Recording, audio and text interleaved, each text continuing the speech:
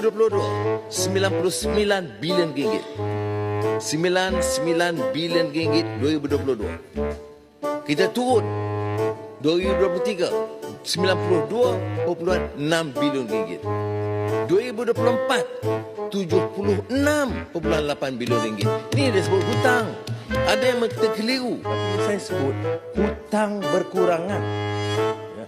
2022, yang berhormat sekalian, 100 bilion ringgit. 2023 turun kepada 90 bilion ringgit. Dan 2024 turun lagi kepada 85 bilion ringgit. Dan bagi tahun 2025, insya-Allah kita pertahankan setakat 80 bilion ringgit. Turunlah maknanya yang betul. Tipu rakyat.